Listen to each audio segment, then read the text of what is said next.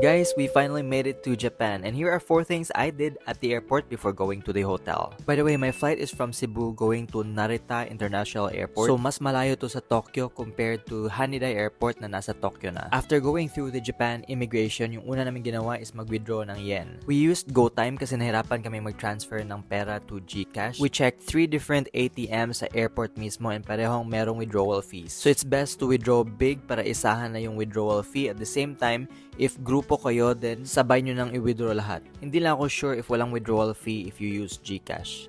Next is getting our Suica card. By the way, Suica card is a prepaid rechargeable smart card. Ito yung ginagamit for transportation, for trains and bus. Hanapin nyo lang yung machine na naka-red na nakasulat na Suica, meaning pwede kayong kumuha ng Suica card doon. Walang fee to get the card, pero kailangan nyo lang mag-charge. The minimum amount to charge your Suica card is 1,000 yen. Next is getting our Keisei Skyliner Narita Airport Express tickets. Na-book namin to sa Klook. Mas maganda mag-book in advance. Use my Klook code MJS Klook for discount. And bakit namin kinuha? Mas convenient option to and mas mabilis to get you from Narita to Tokyo. Once you get the tickets, check mo lang yung car number mo at seat number, then dun ka sa platform na yon mag-antay for the train. Sobrang okay yung train, merong luggage area, at the same time merong wifi on board. Pinopromote dito yung Klook kasi nga nabubook to through Klook, kaya i-book nyo na sa Klook in advance. If you book through Klook, you only need your QR code to present that at the ticketing counter to get your physical tickets. For discount, you can use my Klook promo code MJS Klook. Pwede yan sa maraming bookings na nabook sa Klook including hotels and tours. Lastly, wala na to sa airport pero hindi pa tayo nakarating sa hotel. We claimed our Tokyo subway tickets which we also booked on Klook. This is unlimited rides for 72 hours or 3 days. Bakit pa kumuha ng Suica card?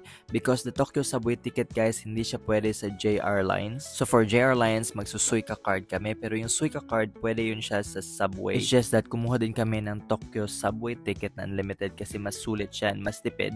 Lalo na if you have itineraries around Tokyo. And that's it. And after that, we're checked in at our hotel here in Tokyo. Can't wait to share more of our Tokyo trip. So follow for more. Bye!